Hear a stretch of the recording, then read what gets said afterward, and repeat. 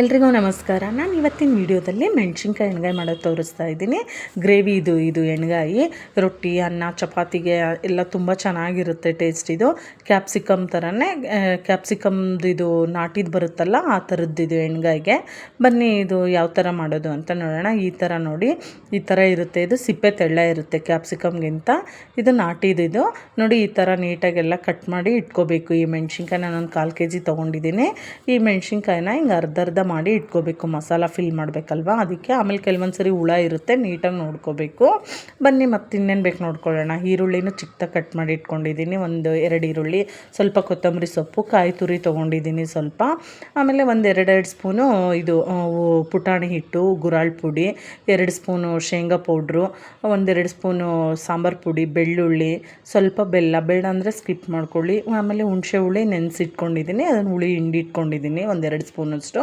ಸ್ವಲ್ಪ ಜೀರಿಗೆ 1/2 ಸ್ಪೂನು, ಸ್ವಲ್ಪ ಅರಿಶಿನದ ಪುಡಿ, ಆಮೇಲೆ ಒಗ್ಗರಣೆಗೆ ಎಣ್ಣೆ, ಸಾಸಿವೆ ಮತ್ತು ಕರಿಬೇವು, ರುಚಿಗೆ ತಕ್ಕಷ್ಟು ಉಪ್ಪು. ಬನ್ನಿ ಇವಾಗೆಲ್ಲ ನೋಡ್ಕೊಂಡ್ವಿಲ್ವಾ ಐಟಮ್ಸ್ ಯಾವ ಥರ ಮಾಡೋದು ಅಂತ ನೋಡೋಣ.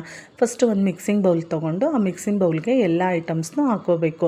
ಈರುಳ್ಳಿ ಮತ್ತು ಕೊತ್ತಂಬರಿ ಸೊಪ್ಪು, ಕಾಯಿ ತುರಿ, ಆಮೇಲೆ ಇದು ಪೌಡ್ರುಗಳು ಎಲ್ಲದೂ 2 ಸ್ಪೂನ್ ತೊಗೊಂಡಿದ್ದೀನಿ ನಾನು. ಪುಟಾಣಿ ಪೌಡ್ರು, ಗುರಾಳ್ ಪುಡಿ ಮತ್ತು ಶೇಂಗಾನ ಹುರಿದ್ಬಿಟ್ಟು ಪುಡಿ ಮಾಡ್ಕೊಂಡಿದ್ದೀನಿ ಅದು, ಸಾಂಬಾರು ಪುಡಿ, ಉಪ್ಪು, ಬೆಲ್ಲ, ಜೀರಿಗೆ, ಬೆಳ್ಳುಳ್ಳಿ ಜಜ್ಜಿಟ್ಕೊಂಡಿದ್ದೀನಿ ಅದನ್ನು ಹಾಕ್ಕೊಂಡಿದ್ದೀನಿ, ಅರಶಿನ ಮತ್ತು ಇದು ಹುಣಸೆ ಹುಳಿ 1-2 ಟೇಬಲ್ ಸ್ಪೂನಷ್ಟು ನಾನು ನೆನೆಸಿದ್ದೆ ಮುಂಚೆ, ಅದನ್ನು ಹುಳಿ ತೆಗೆದಿಟ್ಕೊಂಡಿದ್ದೆ, ಅದನ್ನು ಹಾಕ್ಕೊಂಡಿದ್ದೀನಿ. ಆಮೇಲೆ ಉಪ್ಪು ನೋಡಿ ಹಾಕ್ಕೊಳ್ಳಿ, ಸ್ವಲ್ಪನೇ ಹಾಕ್ಕೊಂಡಿರಿ, ರುಚಿಗೆ ತಕ್ಕಷ್ಟು ಹಾಕ್ಕೊಳ್ಳಿ ಉಪ್ಪು. ಆಮೇಲೆ ಬೇಕು ಅಂದರೆ ಆ್ಯಡ್ ಮಾಡ್ಕೊಬೋದು ಇನ್ನು ಸ್ವಲ್ಪ. ಆಮೇಲೆ 1-2 ಸ್ಪೂನ್ ಎಣ್ಣೆ ಹಾಕ್ಕೊಂಡು ನೀಟಾಗೆಲ್ಲ ಮಿಕ್ಸ್ ಮಾಡ್ಕೋಬೇಕು.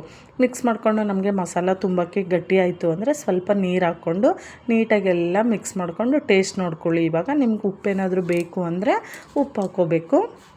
ಆಯ್ತಲ್ವ, ಈ ಮಸಾಲನೂ ರೆಡಿ ಆಯಿತು.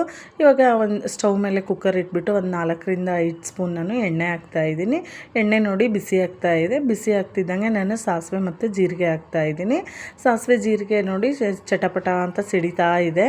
ಇದು ಸಿಡಿತಿದ್ದಂಗೆ ನಾವು ಏನು ಮಾಡೋಣ, ಲೋ ಫ್ಲೇಮಲ್ಲೇ ಇಟ್ಕೊಂಡು ಈ ಮಸಾಲ ಎಲ್ಲ ಒಂದೊಂದಾಗಿ ಮೆಣಸಿನ್ಕಾಯಿಗೆ ಫಿಲ್ ಮಾಡಿಕೊಂಡು ಲೋ ಫ್ಲೇಮಲ್ಲೇ ಇಟ್ಕೊಂಡು ಫಿಲ್ ಮಾಡ್ತಾ ಒಂದೊಂದನ್ನೇ ಹಾಕೋಣ. ನೋಡಿ ಎಲ್ಲದನ್ನು ಈ ಥರ ಹಾಕಿಬಿಟ್ಟು ಇದನ್ನು ಲೋ ಫ್ಲೇಮಲ್ಲೇ ಇಟ್ಕೊಂಡು ನಾವು ಒಂದು 5 ನಿಮಿಷ ಚೆನ್ನಾಗಿ ಕೈ ಆಡಿಸ್ತಾ ಇರಬೇಕು ಸೌಟಿಂದ. ನೋಡಿ ಈ ಥರ ಮೆಣಸಿನ್ಕಾಯಿ ಸ್ವಲ್ಪ ಎಣ್ಣೆಯಲ್ಲೇ ಫ್ರೈ ಆಗೋದ್ರಿಂದ ಟೇಸ್ಟು ಡಬಲ್ ಟೇಸ್ಟ್ ಬರುತ್ತೆ, ಚೆನ್ನಾಗಿ ಆಗುತ್ತೆ. ಮೆಣಸಿನ್ಕಾಯಿ ತುಂಬ ಚೆನ್ನಾಗಿ ಅನಿಸುತ್ತೆ ಇದು ಎಣ್ಗಾಯಿ. ಈ ಥರನೇ ಒಂದು 5 ನಿಮಿಷ ಎಣ್ಣೆಯಲ್ಲೇ ಫ್ರೈ ಮಾಡ್ಕೊಳ್ಳೋಣ. ನೋಡಿ ಇದು ಪಾತ್ರೆಯಲ್ಲಿ ಮಾಡ್ಕೊಂಡ್ರೆ ತುಂಬ ಟೈಮ್ ಹಿಡಿಯುತ್ತೆ, ಕುಕ್ಕರಲ್ಲಿ ಮಾಡೋದ್ರಿಂದ ಬೇಗನೆ ಆಗುತ್ತೆ ಈ ಎಣ್ಗಾಯಿ. ಒಂದು 5 ನಿಮಿಷ ಫ್ರೈ ಆದಮೇಲೆ ಈ ಮಸಾಲೆ ಏನು ಗ್ರೇವಿ ಉಳಿದಿತ್ತಲ್ವ ಅದಕ್ಕೆಲ್ಲ ನೀಟಾಗಿ ನಾವು ನೀರು ಹಾಕಿ ಎಲ್ಲ ಮಿಕ್ಸ್ ಮಾಡಿ ಹಾಕೋದು. ನಮಗೆ ಗ್ರೇವಿ ಎಷ್ಟು ಬೇಕೋ ಅಷ್ಟು ನೋಡಿಕೊಂಡು ಸ್ವಲ್ಪ ನೀರು ಹಾಕಿ. ಕೆಲವರಿಗೆಲ್ಲ ತುಂಬ ತಿಕ್ಕಾಗಿರಲಿ ಅಂತ ಸ್ವಲ್ಪ ನೀರು ಹಾಕ್ತಾರೆ, ಕೆಲವ್ರಿಗೆ ಗ್ರೇವಿ ಇಷ್ಟ ಅಂತ ಜಾಸ್ತಿ ಹಾಕ್ತಾರೆ. ನಿಮ್ಗೆ ನೋಡಿಬಿಟ್ಟು ಹಾಕ್ಕೊಳ್ಳಿ. ಆಮೇಲೆ ಒಂದು ಸರಿ ನೀರು ಹಾಕಿದ್ಮೇಲೆ ಉಪ್ಪು ಅದೆಲ್ಲ ನೋಡಿಕೊಂಡು ಇನ್ನೊಂದು ಸರಿ ಚೆಕ್ ಮಾಡಿ ಲಿಡ್ ಕ್ಲೋಸ್ ಮಾಡಿ 1 ವಿಜಿಲ್ ಹಾಕ್ಸ್ಬೇಕು. ಒಂದೇ ವಿಜಿಲ್ ಸಾಕು, ಇದು ಎಣ್ಗಾಯಿ ಕರೆಕ್ಟಾಗಿ ಆಗುತ್ತೆ. 1 ವಿಜಿಲ್ ಆಗಿದೆ ನೋಡಿ, ಫುಲ್ ಪ್ರೆಷರ್ ಹೋದ್ಮೇಲೆ ತೆಗ್ದಿದ್ದೀನಿ. ನೋಡಿ ಎಣ್ಗಾಯಿ ಎಷ್ಟು ಬೇಗ ರೆಡಿ ಆಯ್ತಲ್ವ, ತುಂಬ ಚೆನ್ನಾಗಿರುತ್ತೆ ಇದು ರೊಟ್ಟಿ, ಚಪಾತಿ, ಅನ್ನಕ್ಕೆಲ್ಲ.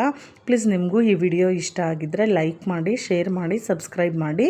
Thank you.